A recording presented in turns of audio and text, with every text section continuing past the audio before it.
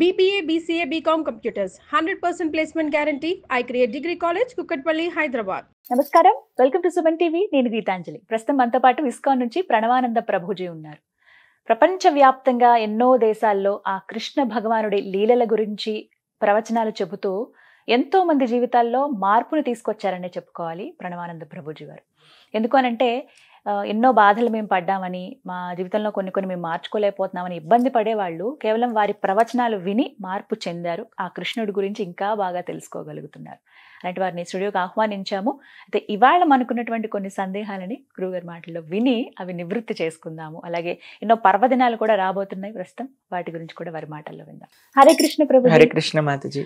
దేశవ్యాప్తంగా కృష్ణుడి ఆలయాలు చాలా ఉన్నాయి. అందులో ప్రత్యేకంగా ఉన్నవి కొన్ని అయితే, అందులో మరీ ముఖ్యంగా అందరూ ఖచ్చితంగా చూడవలసిందంటే ఉడిపి అని చెబుతూ ఉంటారు. అక్కడ కృష్ణయ్య విగ్రహం వెనక ఒక కథ కూడా ఉంది. స్వామి చాలా ముగ్ధ మనోహరంగా ఉంటారని మీ మాటల్లో వినాలని ఉంది. అసలు ఉడిపి ఎక్కడ, ఎలా ఉంటారు స్వామి? అక్కడ స్వామి అక్కడ ఆవిర్భవించారా? అసలు అక్కడ కథ ఏంటో వివరించండి. చాలా ఆశ్చర్యంగా ఉంటుంది ఉడిపి కృష్ణుడి యొక్క కథ వింటే. మీకు తెలుసో తెలీదో మీకు ఒక విషయం చెప్తాను. ఈ విగ్రహాన్ని సాక్షాత్తుగా కృష్ణుడు తయారు చేశాడు. ఓ, రుక్మిణీదేవి కృష్ణుణ్ణి, అయ్యా నీ బాల్య స్వరూపంలో నువ్వెలా ఉండవో చూడాలని ఉంది నాకు అనంటే, కృష్ణుడు సాక్షాత్తుగా తను చిన్నప్పుడు ఎలా ఉన్నాడు అనే ఒక విగ్రహాన్ని తయారు చేసి రుక్మిణీదేవికి బహుకరిస్తాడనమాట. కృష్ణుడు స్వయంగా తన విగ్రహం తాను చేసి రుక్మిణీదేవికి అందించిన విగ్రహమే ఉడిపిలో మనం చూస్తున్న శ్రీకృష్ణ విగ్రహం, ఇప్పుడున్న మూలమూర్తి. రుక్మిణీదేవి ఆరాధన చేసింది ఆ కృష్ణమూర్తికి. తర్వాత అది ఆ పరంపరలో అలా వచ్చింది. ద్వాపర యుగం తర్వాత లుప్తం అయిపోయింది అనమాట. అది ఎక్కడో ఉన్నది. మధ్వాచార్యుల సమయంలో, జగద్గురు మధ్వాచార్యుల వారు ఉన్న సమయంలో ఒకసారి ఒక బోటులో ఈ బయట నుంచి వచ్చిన వాళ్ళందరూ కూడా మన దేశ సంపదను కొద్దిగా తీసుకొని వెళ్ళిపోతున్నారు, Portuguese or something like that. అయితే వాళ్ళ బోటు సముద్రంలో చిక్కుకుపోతుంది అనమాట.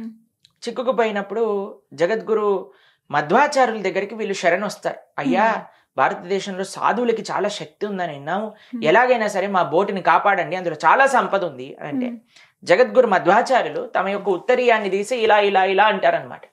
అనగానే మొత్తం తుఫాన్ ఆగిపోతుంది, సముద్రం మొత్తం శాంతి అయిపోతుంది. చుక్కుకున్న బోటు దానికదే ఒడ్డుకు చేరిపోతుంది అనమాట. ఒడ్డుకు చేరుకుంటే వీళ్ళందరూ ప్రాణాలు బయటపడ్డాయి, సంపద అంతా బ్రతికిపోయింది. అయితే వాళ్ళు అంటారు, మీకు ఏ సంపద దీంట్లో నుంచి కావాలన్నా సరే మేము ఇచ్చేస్తాము కాపాడారు కాబట్టి. అంటే అక్కడ ఒక గోపీ చందనపు ముద్ద ఉంటుంది అనమాట. జగద్గురు మధ్వాచార్యుల వారు ఆ గోపీ చందన ముద్ద నాకు కావాలి అని అంటారు. సరే తీసుకోండి అని అంటే ఎంత మంది వచ్చి లేపడానికి ప్రయత్నం చేసినా సరే లేదు. మధ్వాచార్యులు మాత్రం ఇలా రెండు చేతులతో పట్టుకోగానే పట్టేసుకొని చేతిలోకి వచ్చేస్తుంది, బ్రహ్మాండంగా తీసుకొని వచ్చేస్తారు. ఆ గోపీ చందనం మొత్తం కూడా అభిషేకం చేస్తారు. అభిషేకం చేస్తే అందులోపల నుంచి బయటకు వచ్చిన మూర్తియే ఇప్పుడు మనం ఉడిపిలో చూస్తున్న శ్రీకృష్ణ మూర్తి. ఏదైతే రుక్మిణీదేవి చేత ఆరాధన పడి సాక్షాత్తుగా శ్రీకృష్ణుడు భగవానుడే ఇచ్చారు ఆ మూర్తి అన్నమాట. ఎంత ముగ్ధ మనోహరమైన మూర్తి అంటే, ఆ పరంపరలో అష్టమఠాలు అని మధ్వాచార్యులు స్థాపన చేసి అక్కడ ఒక్కొక్క మఠానికి 2 సంవత్సరాలు అనుకుంటా ఆ ఆరాధన చేసే ఒక సేవనిస్తారనమాట. కాబట్టి ఇంత పరంపరగా ఉడిపిలో ఆ శ్రీకృష్ణుడి యొక్క ఆరాధన ఎన్ని విచిత్రాలతో కూడుకున్నదంటే, ఒకసారి ఒక భక్తుడు శ్రీకృష్ణుని దర్శనం చేసుకోవడానికి వస్తారనమాట. అప్పుడు ఆయనని, నువ్వు దర్శనం చేసుకోవడానికి వెనకాల నుంచి వెళ్ళు, లేదా నీకు అర్హత లేదో ఏదో అంటారు అనేసరికి ఆయన వెనకాల వెళ్ళి ప్రార్థన చేస్తారనమాట కృష్ణుడిని. మొత్తం శ్రీకృష్ణుడి యొక్క మూర్తి ఆయనకి దర్శనం ఇవ్వడానికి తిరిగిపోతుంది. అందుకే ఇప్పటికీ కూడా ఆయన కిటికీలో నుంచి చూస్తున్నారు కాబట్టి ఇప్పటికీ మన కిటికీలో నుంచే దర్శనం. శ్రీకృష్ణుడు కిటికీ వైపు తిరిగిపోతాడు, డోర్ నుంచి కిటికీ వైపు తిరిగిపోతాడు. అందుకే ఇప్పటికి కూడా ఉడిపిలో మీరు చూసారనుకోండి, కిటికీ లోపల నుంచే 9 రంధ్రాలు ఉంటాయి, అందులోపల నుంచే శ్రీకృష్ణ దర్శనం. డైరెక్ట్ గా అలా చూడడానికి డైరెక్ట్ గా ఉండదు, ఆయన విగ్రహమే తిరిగిపోయింది ఆయన కోసం. కాబట్టి మధ్వాచార్యుల ఆ కరార్చిత విగ్రహం అది, రుక్మిణీదేవి పూజ చేసిన విగ్రహం, సాక్షాత్తుగా శ్రీకృష్ణ భగవానుడే ఇచ్చిన విగ్రహం. కాబట్టి చాలా మహిమాన్విత విగ్రహం. ఎంత పూజ ఆరాధన చేస్తారంటే అక్కడ స్వామికి నేను ఒక చోట విన్నాను, అక్కడ పూజారులు, అక్కడ ఎవరైతే మఠాధీశులు ఉంటారో వాళ్ళు ప్రతిరోజు కూడా ధ్యానం చేస్తారు కృష్ణుడి పైన. కృష్ణుడు ఏ రూపంలో వాళ్ళకి దర్శనం ఇస్తే ఆ రూపంలో ఆ రోజు కృష్ణుడికి అలంకరణ చేస్తారనమాట. అందుకే మీరు చూసారనుకోండి, ఒకసారి చిన్ని కృష్ణుడుగా ఉంటాడు, ఒకసారి వెన దొంగతనం చేసే కృష్ణుడుగా ఉంటాడు, ఇంకొకసారి పెద్ద కృష్ణుడుగా ఉంటాడు, ఇంకొకసారి గోపాలుడుగా ఉంటాడు, ఒకసారి కవచం ధరించి ఉంటారు, ఒకసారి రుక్మిణీదేవిగా ఉంటారు. ఆయన ఇష్టం, ఆయన ఎలా అలంకరణ చేయించుకోవాలి అని అంటే అలా చేయించుకొని దర్శనం చేస్తారు. ఇప్పటికీ ప్రతిరోజు ఆరాధన అర్చన కేవలం మఠాధిపతులు మాత్రమే చేస్తారు. ఎంతో నియమతో నిష్ఠతో ఆ ఉడిపిలో ఉండే శ్రీకృష్ణ స్వామి వారి యొక్క ఆరాధన అనేది జరుగుతుంది. చాలా ముద్దుగా ఉంటాడండి, చాలా ఆనందం వేసే ప్రదేశం. తప్పకుండా ప్రతి ఒక్కరు ఉడిపిలో శ్రీకృష్ణ స్వామి వారిని సేవించుకోవాలి, చూడాల్సిందే ఒక్కసారి జీవితంలో. ఇంకా ఏమైనా విశేషాలు ఉంటాయండి అక్కడ ఆలయం? ఉడిపిలో శ్రీకృష్ణ మందిరం ఉంటుంది, అక్కడ మఠం ఉంటుంది, అలానే మధ్వాచార్యుల యొక్క అవతార స్థలి కూడా మనకి దగ్గరలోనే దర్శనం చేసుకోవడానికి కూడా మనం అక్కడికి వెళ్ళి దర్శనం చేసుకోవచ్చు.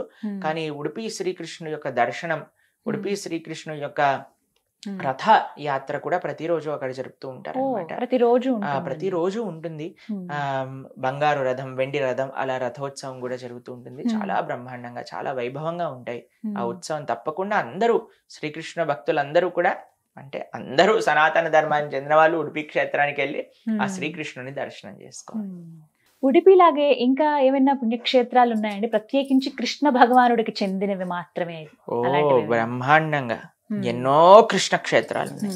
బృందావనం శ్రీకృష్ణ క్షేత్రం. 5,000 ఆలయాల కంటే ఎక్కువ ఆలయాలు బృందావనంలో మాత్రమే శ్రీకృష్ణుడికి ఉన్నాయి. అద్భుతమైన శ్రీకృష్ణ క్షేత్రం. కృష్ణుడు అంటేనే బృందావనం, బృందావనం అంటేనే కృష్ణుడు. కాబట్టి శ్రీకృష్ణ భగవానుడు సాక్షాత్తుగా నడియాడిన ప్రదేశము ఆ గోలోకం నుంచే ఈ బృందావనం వచ్చింది. అటువంటి ప్రదేశం బృందావనం. బృందావనంలో సప్త మందిరాలు చాలా విశేషం. సప్త మందిరాలు అని బృందావనంలో ఉంటాయి. చాలా విశేషంగా సేవించుకోవాల్సిన ప్రదేశాలు. అలానే మథుర శ్రీకృష్ణ ప్రదేశం, అలానే ద్వారక శ్రీకృష్ణ ప్రదేశం, జగన్నాథపురి శ్రీకృష్ణుడు ఉండే ప్రదేశం, అలానే నాథద్వార్ శ్రీనాథ్జీ అని ఉంటారు. ద్వారకలో కూడా పంచద్వారకలు అని అంటారు. కాబట్టి అవి కూడా శ్రీకృష్ణుడు ఉండే ప్రదేశాలు. ఇటు దక్షిణ భారతదేశం చూసుకుంటే ఉడిపి శ్రీకృష్ణ క్షేత్రమే. కాబట్టి శ్రీకృష్ణుడు అన్ని చోట్ల వ్యాప్తి చెంది వివిధ రూపాలలో మనకి దర్శనమిస్తూ ఉంటారు. కాబట్టి ఆ స్వామికి విశేషమైన క్షేత్రాలు అని అంటే అన్నిటికంటే గొప్ప క్షేత్రం ఏమిటి శ్రీకృష్ణుడికి సంబంధించింది కానీ అలా ప్రశ్న ఉంటే అది బృందావనమే. బృందావనంలో శ్రీకృష్ణుడి యొక్క దర్శనం అతి మనోహరం, శ్రీమతి రాధారాణితో కలిపి. అక్కడ ఎక్కడ కనిపించరు, అక్కడ మాత్రమే అలా ప్రత్యేకంగా శ్రీమతి రాధారాణితో కనిపిస్తారు. మనకి మహారాష్ట్రలో పండరిపురం విఠలుడు శ్రీకృష్ణుడి యొక్క క్షేత్రం. కాబట్టి అక్కడ పాండురంగుడు ఉన్నాడు, ఇక్కడ ఉడిపి కృష్ణుడు ఉన్నాడు, అక్కడ ద్వారకలో ఉన్నాడు, మథురలో ఉన్నాడు, బృందావనంలో ఉన్నాడు, జగన్నాథపురిలో ఉన్నాడు. ఎక్కడ చూసినా అక్కడ కృష్ణుడే ఉన్నాడు. గురువాయూరులో శ్రీకృష్ణుడు ఉన్నాడు, చెన్నైలో పార్థసారథి రూపంలో శ్రీకృష్ణుడు వెంకట కృష్ణుడు యొక్క రూపంలో ఉన్నాడు. కాబట్టి మొత్తం భారతదేశంలో నలుమూలలా చూసారు అనుకోండి, రౌండ్ గా కృష్ణ క్షేత్రాలే మనకు కనిపిస్తుండే. మేము ఇంజనీరింగ్ చేసేటప్పుడు ట్రిప్లికెన్ లో పార్థసారథి ఆలయానికి వెళ్తూ ఉండేవాళ్ళం. ఎంత ముగ్ధ మనోహరమైన ఆలయం అంటే అసలు అక్కడ ఉండే స్వామి, అక్కడ విశేషం తెలుసా మీకు? అర్జునుడి యొక్క రథ సారథ్యం చేసేటప్పుడు కృష్ణ నువ్వు ఎలా ఉన్నావు అలా చూడాలి అని కోరుకుంటారనమాట. అక్కడ తపస్సు చేసిన ఋషి కృష్ణుడి యొక్క స్వరూపం ఎప్పుడైతే ఆవిర్భవిస్తుందో ఆయన ఆశ్చర్యపోతాడు. ఎందుకో తెలుసా అండి, ఇక్కడ నుంచి కింద వరకు అన్ని దెబ్బలు ఉంటాయి కృష్ణుడికి. ఎందుకంటే రథ సారథ్యం చేసేటప్పుడు అన్ని అస్త్రాలు తన పైన వేసుకున్నాడు కృష్ణుడు. అంత ప్రేమ దయ కలిగిన కృష్ణుడు త్రిపురలో తిరువల్లికేని అనే ప్రదేశంలో స్వామి అక్కడ కృష్ణుడు పార్థసారథి రూపంలో ఉంటారనమాట.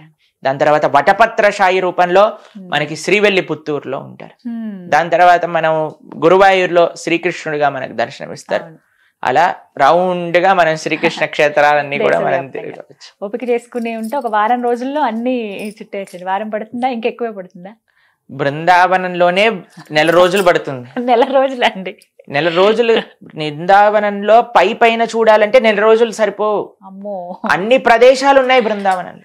84 కోస్ పరిక్రమ అని చేస్తారు. కేవలం బృందావన పరిక్రమ చేయడానికి 1 నెల రోజులు పడుతుంది. లోపలికి వెళ్ళి అన్ని ప్రదేశాలు దర్శించాలి అంటే కనీసం సంవత్సరం పడుతుంది కేవలం బృందావన క్షేత్రం.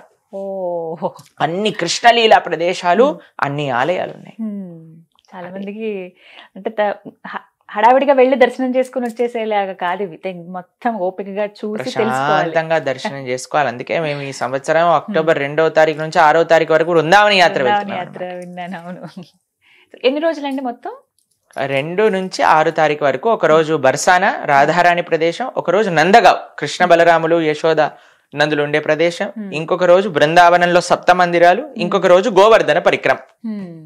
ఇలా ఈ 4 రోజులు ఎంతమంది వెళ్తున్నారు? సుమారుగా 500 మంది భక్తులు. 500 మంది అదృష్టవంతులు అందరూ. ఆల్రెడీ అందరూ ఓకే అయిపోయారు, ఇంకా ప్లేస్ కూడా లేదు, అర్థమైంది. మీరు ఇలాంటివి తరచుగా పెడుతూ ఉంటే ఈ యాత్ర ఎంతో మంది రావడానికి కూడా ఇంట్రెస్ట్ చూపిస్తారు కాబట్టి. Thank you so much Ravi. Hare Krishna.